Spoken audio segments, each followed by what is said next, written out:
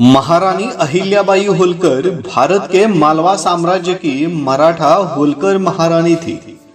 अहिल्याबाई का जन्म 31 मई 1725 को महाराष्ट्र के अहमदनगर के चौंडी ग्राम में हुआ।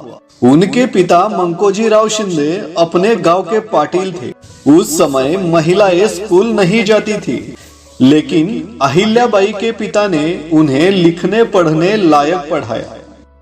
अहिल्याबाई के पति खंडेराव होलकर 1754 के कुंभेर युद्ध में शहीद हुए थे। 12 साल बाद उनके ससुर मल्हारराव होलकर की भी मृत्यु हो गई।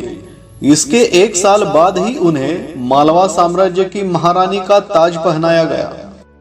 वह हमेशा से ही अपने साम्राज्य को मुस्लिम आक्रमणकारियों से बचाने की कोशिश करती रही, बल्कि युद्ध के दौरान वह खुद अपनी सेना में शामिल होकर युद्ध करती थी।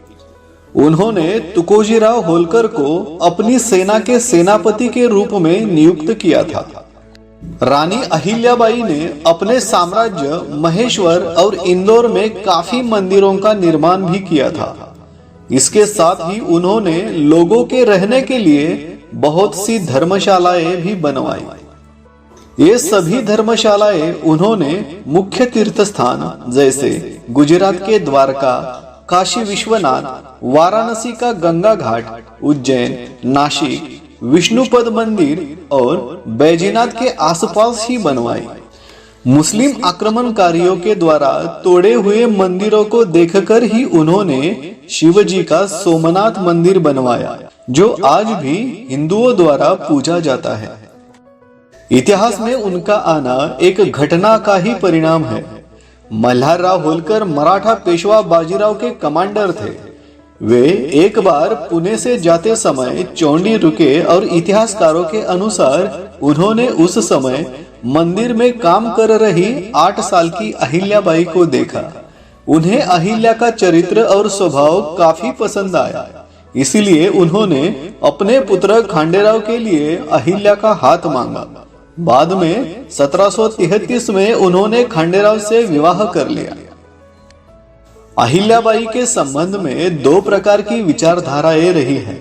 एक में उनको देवी के अवतार की पदवी दी गई है, दूसरी में उनके अति उत्कृष्ट गुणों के साथ अंधविश्वासों और रूढ़ियों के प्रति श्रद्धा को भी प्रकट किया है। वह अंधेरे में प्रकाश किरण के समान थी, जिसे अंधेरा बार बार ग्रसने की चेष्टा करता रहा। अपने उत्कृष्ट विचारों एवं नैतिक आचरण के चलते ही समाज में उन्हें देवी का दर्जा मिला। अहिल्याबाई किसी बड़े राज्य की रानी नहीं थी, लेकिन अपने राज्य काल में उन्होंने जो कुछ किया वह आश्चर्यचकित करने वाला है। वह एक बहादुर योद्धा और कुशल तीरंदाज थी। उन्होंने कई युद्धों में अपनी सेना का नेतृत्व किया और हाथी पर सवार होकर वीरता के साथ लड़ी। 13 अगस्त 1795 को लोकमाता अहिल्याबाई होलकर की मृत्यु हो गई। ईश्वर ने मुझ पर जो उत्तरदायित्व रखा है उसे मुझे निभाना है। मेरा काम प्रजा को सुखी रखना है। मैं अपने प्रत्येक काम के लिए जिम्मेदार हूँ।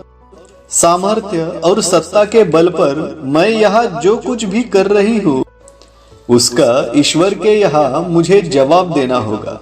मेरा यहाँ कुछ भी नहीं है, जिसका है उसी के पास भेजती हूँ। जो कुछ लेती हूँ वह मेरे ऊपर कर्जा है, न जाने कैसे चुका पाऊंगी। अहिल्याबाई होलकर।